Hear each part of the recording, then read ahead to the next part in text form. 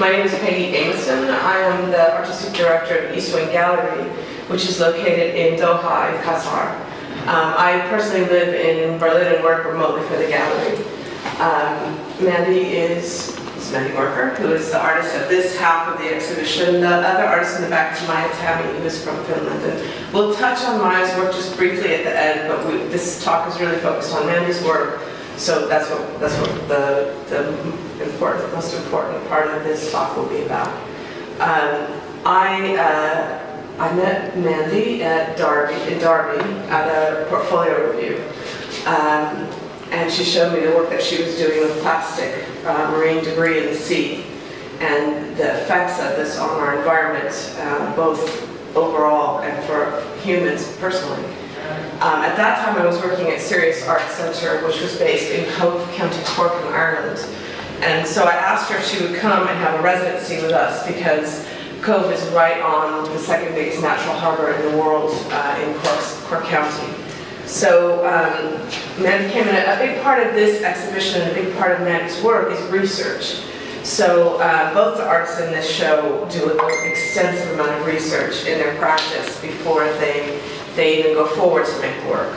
So while she was doing her research about coming to Cove, she I had put her in touch with University College Cork. And she'd been enlightened to the fact that there had been a marine biologist named John von Thomson in the Cork region in the 1800s. And he's kind of a little known microbiologist now, but at the time he was sort of an amateur, you can fill in the blanks that I'm missing here, but he was sort of an amateur scientist, but his work that he did on plankton from that area ended up being taken by some more expert scientists, including Darwin, who took it on a journey with him later on a boat. So she got out that John von Thomson had been in Cork Harbor, studying plankton. Right now, plankton is ingesting plastic. So if plankton is eating plastic, that means we're eating plastic, because it's at the base level of the food chain. So what she did, and she'll elaborate more on this, was to, beginning with John von Thomson's study, go in and do her own practice, looking at what he did and where we are now, and making a statement about that through her work. So I'm going to pass it over to you, and you can take it from there, and I'll jump in. Good morning, everyone. So I'm Mandy Barker. I'm a photographic artist from the UK. I've been photographing plastic debris for the past 7 years, and that is plastic that we manufacture on land that somehow gets into the world's oceans. This is my recent project. I've done several projects before over the past 7 years that are quite different in interpretation to this. But as Peggy said, this is based on a residency in Ireland. And it mixes kind of the inspiration of scientific research with a historical context and location in Ireland. So when I went to Cork initially, I walked the beaches there, the coastline and the harbour, and came across these kind of mass accumulations of debris, which I've got some. It's quite hard to see on here, but this is what we're kind of looking at, these sort of piles of debris on the shoreline. And also going back to John von Thomson's discoveries of plankton in the 1800s, I collected plastic from the same place that he collected plankton over 200 years ago. And I created these kind of almost microscopic sort of specimens of plankton by using the plastic and moving the plastic in camera to create this almost kind of trick, really, because they're not actual plankton samples, they are in fact plastic specimens. So this is a way of kind of hopefully engaging the viewer with the problem, not showing something so obvious, but trying to make them think. The basis of the project is a book, and I initially produced it as a dummy, but it's now actually been published. And basically, when you open the book, you sort of see the specimens that they go from sort of beginning close-up ones to sort of more three-dimensional ones. And then when you reach the back of the book, there's a sealed section which says concealed hazard, and it's highlighted by these sort of red edges. And this is the kind of toxic problem with plastic, and it reveals how the specimens were created from the plastic that was collected at the same point as these sort of pioneering plants and samples that were made in the 1800s. I've got some. Can you pass those around? Yeah, some sheets here. So the pictures you see on the wall, they kind of show you what they were created from, so you can pass them around and wonder what the images are created from, and I'll give it away. And what we tried to achieve in this exhibition was to show the audience a little bit behind the scenes, of course quite staged, of the types of research that someone like Mandy undertakes. I mean, the other thing that's here that I think is quite interesting for people to look at is her notebooks. So when Mandy's working on a project, she does a lot of study on her own, and she creates these notebooks every time that assist her in going forward. They're her thoughts, what she's thinking about, what she's reading, what she's seeing. It's also what we put in the hallway here in this little kind of dead space. We added some other aspects of her research.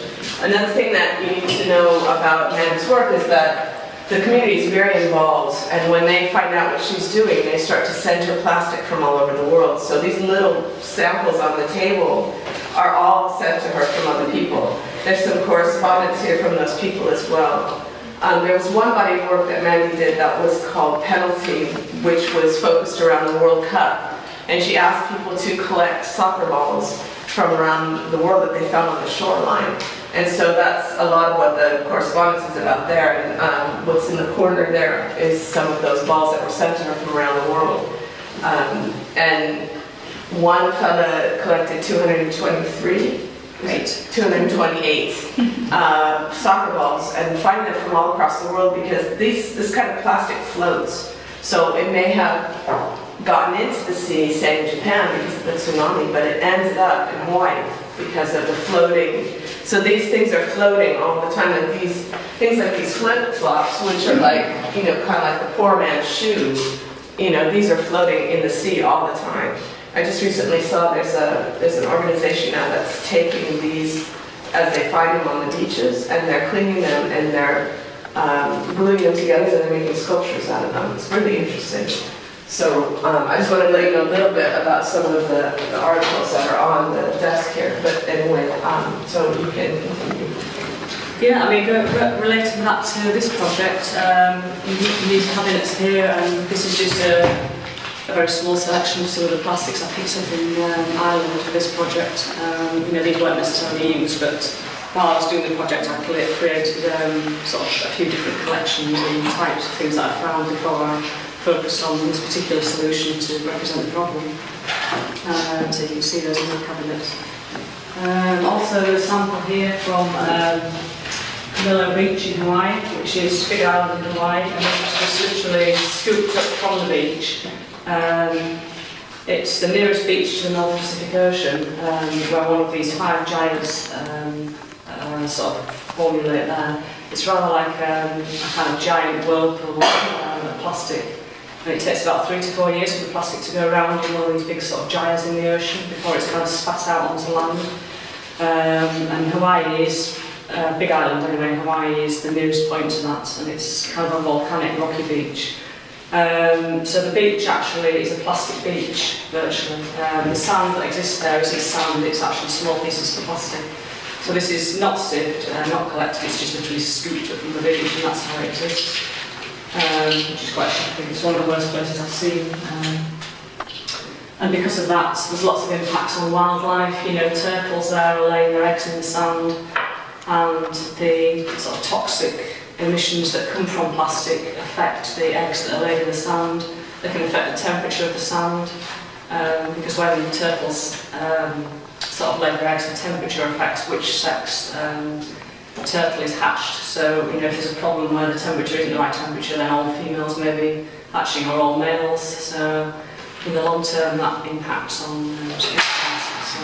There's lots of different effects that plastic has, but mainly because when plastic enters the ocean, it acts as a kind of sponge, because there's lots of chemicals in the ocean, in the water, and they are soaked in by the plastic. So they sort of contain toxic chemicals which are then reabsorbed into the bodies of fish and birds that eat them.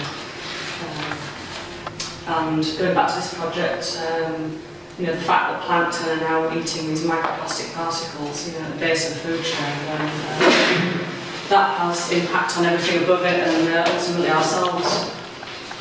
Research is going on currently into the impact on human health, but little has been studied in that area. So, all the results and kind of research at the moment is just based on marine life and birds primarily.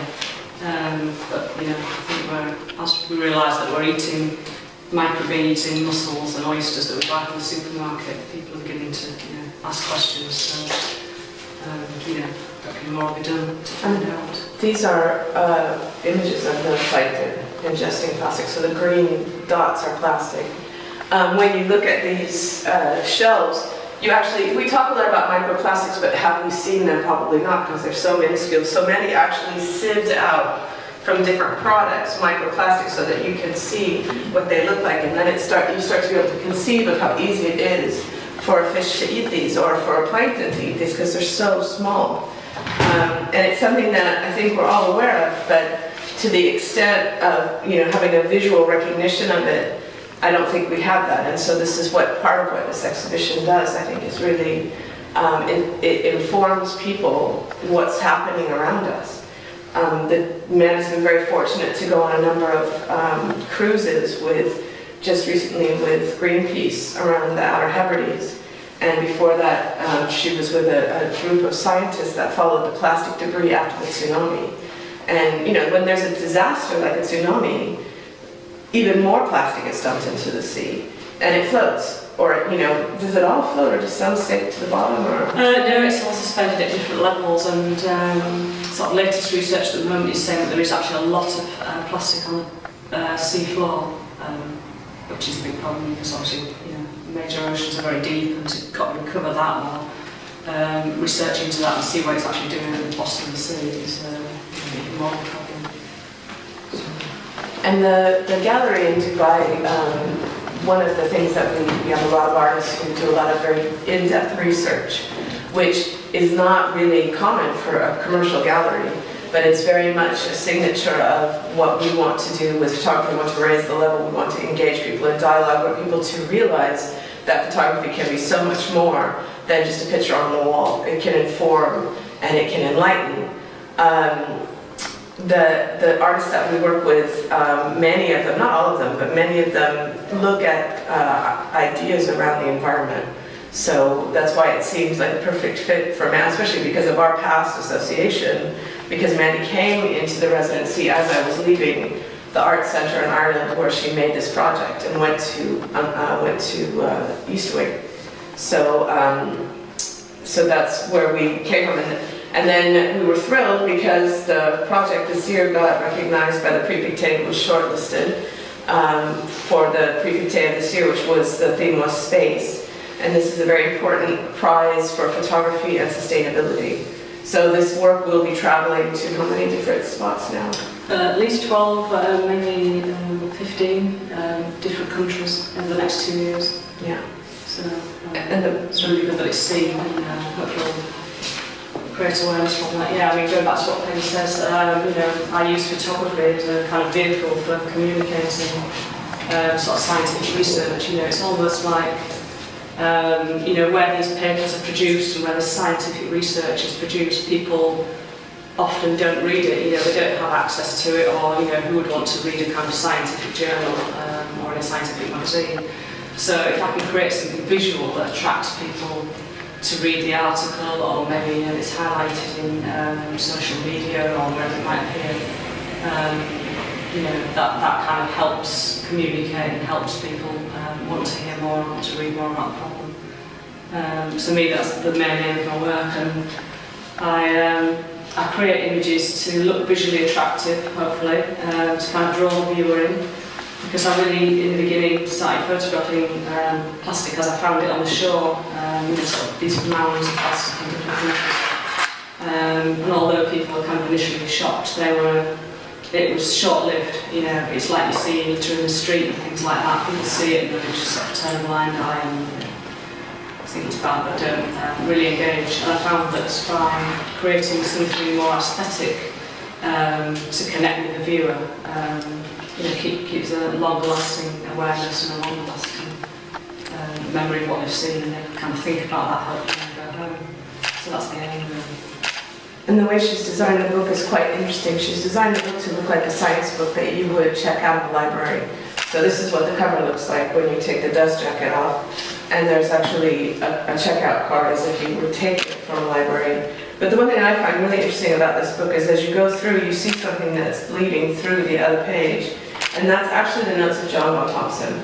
So she pays homage to John Bell Thompson throughout the book, which I think is really a really fascinating idea. When she showed me this dummy, I was really excited. So these are John Bell Thompson's drawings as if they were bleeding through a type of antique paper. And then these are her plates here. So I think not only is it an interesting project as a project, but I think the book is really it's a beautiful piece of art, but it's really well thought through in terms of sort of nodding to it and paying homage to the aspects of her research. So I think so often when we go to a gallery as a spectator, we don't really know. We know that artists have studios, and when we think about the artist studio, we think about an easel and painting or pottery. But how does a photographer have a studio, and what they do in the studio, how does that end up becoming an exhibition?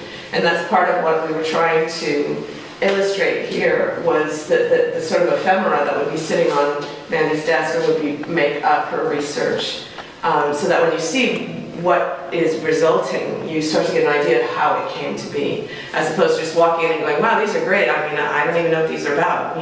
This gives you a little bit more history. And it's the same with Maya in the back. I'm just going to touch on her work really briefly.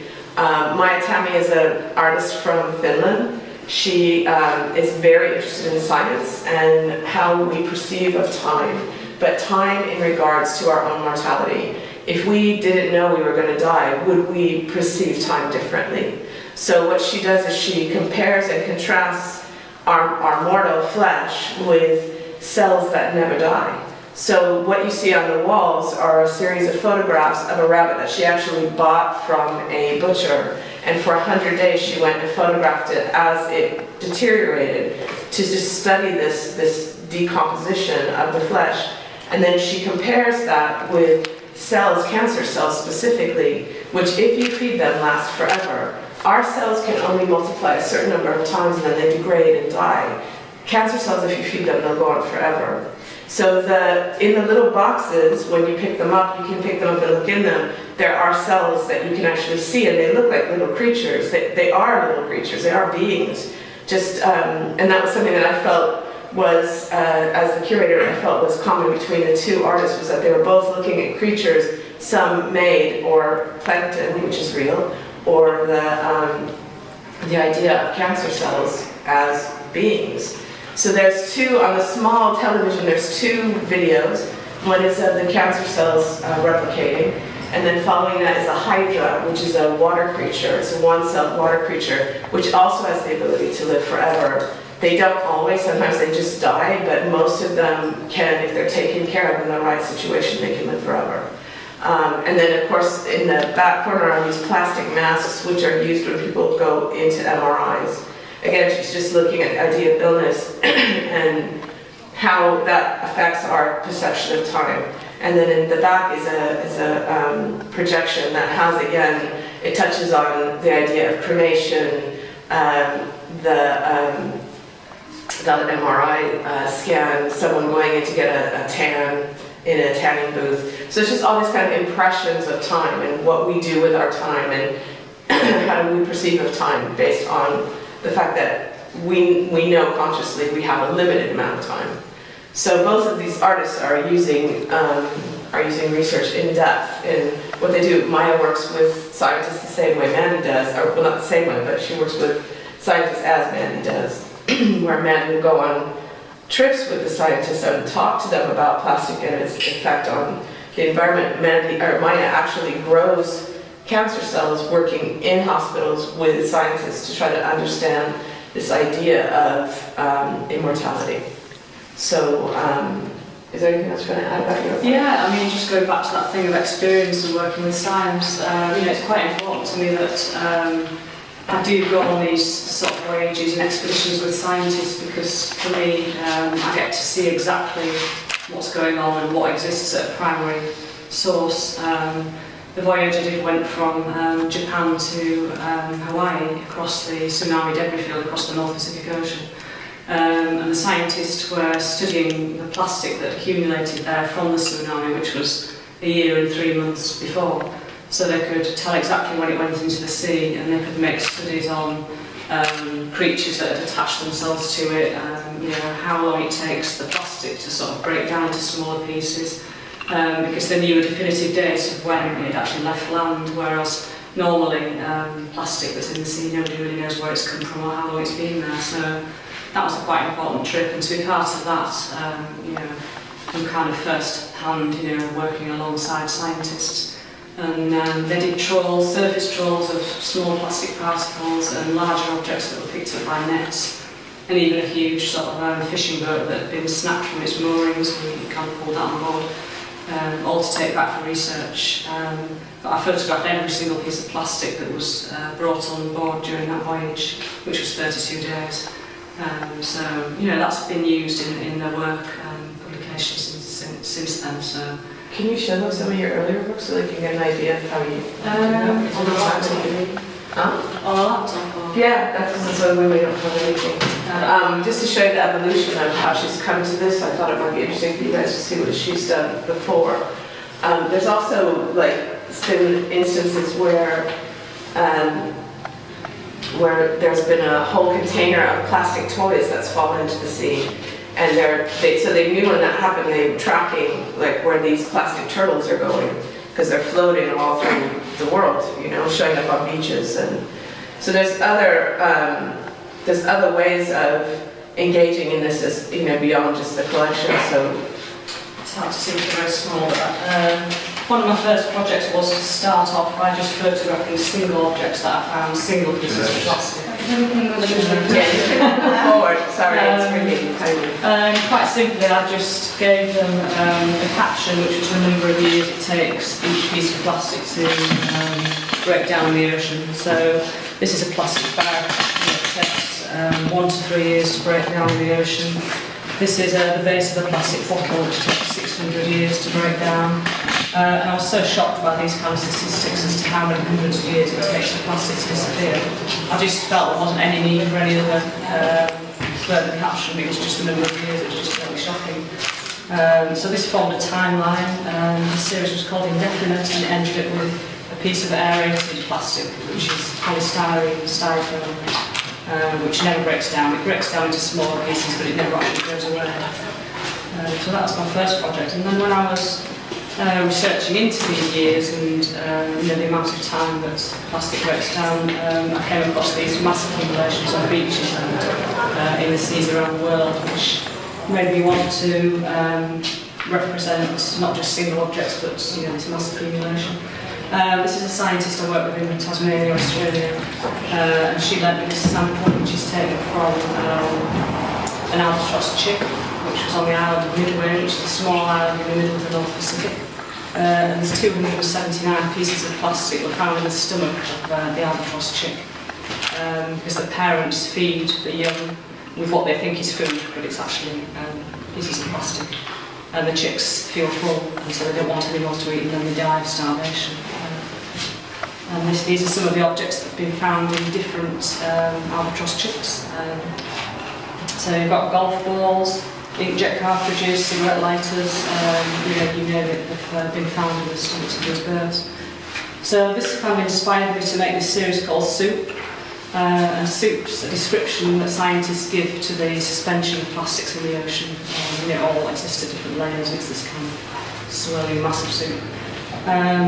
So this is Soup Turtle, and these are children's bath toys that are plastic, and we're on a container heading from Hong Kong to the US. They fell off the container ship. The container sank to the bottom of the sea, broke open, and all these plastic bath toys floated to the surface, and they've been tracked around the world ever since, turning up on beaches all around the world. which is quite good for scientific research. You know, they can work out how the gyres work and things like that. So these are the actual toys that were recovered on the west coast of Alaska for that image. And where did it fall off the boat at, do you know? It was in the North Pacific. It was about a third of the way across from Hong Kong to the US. So it floated a really long way. Yeah, and they've been found in Europe. They've been found frozen in the Arctic. They've been frozen in ice, and then they've melted, and then they've carried on the journey around the rest of the world. So it's been really important to see where plastic travels and how we can do research with that.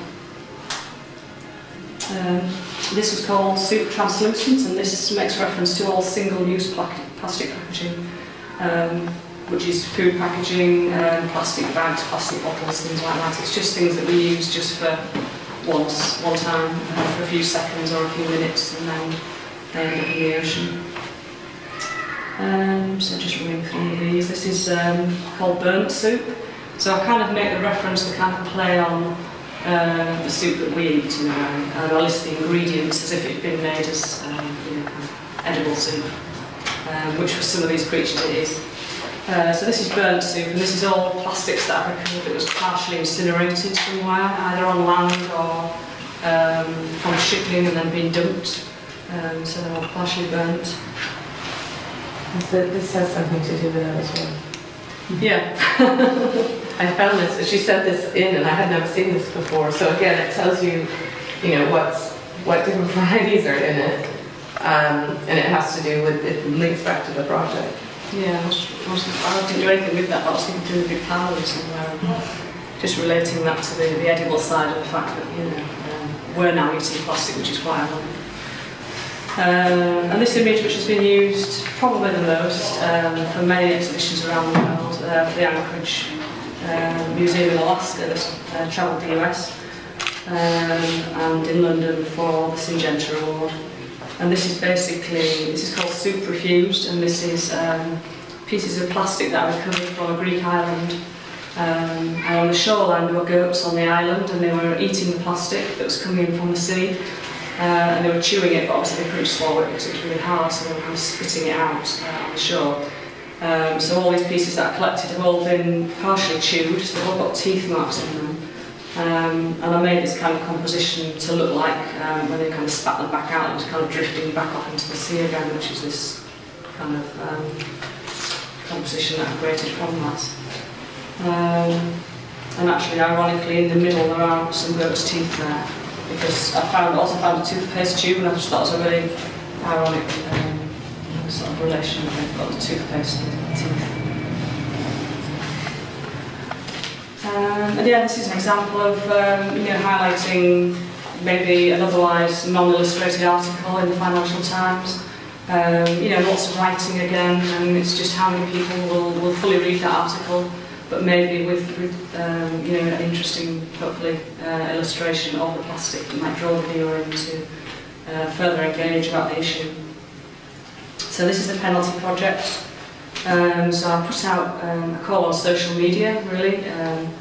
I contacted the marine organisations that I know, and Greenpeace, and they put it on their websites to ask people to send me a football from a beach near where they lived, all around the world. And I thought if I did get sort of 30, I could make quite an interesting image from that. But then people started emailing with all these footballs that they'd found all around the world. And they started arriving at my house here, all like that. So I started mounting up. And one man contacted me and said that he had 30 balls or 50 balls or something like that. And then in the end it turned out to be 228 balls. This guy's on the west coast of Scotland. He's actually a coastal ranger, so his job was to kind of patrol the beaches and see what's going on, so that's the reason for that. But yeah, I've had to drive up there with a small van to collect these balls. And this is a list of countries where people send me footballs from. And as Peggy said before, they all have stories. This one at the bottom here, that left Japan in a tsunami in 2011, and it was found on the west coast of the US in 2013. And this one here is from Robben Island, which is where Nelson Mandela spent many years in his imprisonment there. and there's many stories behind all the others.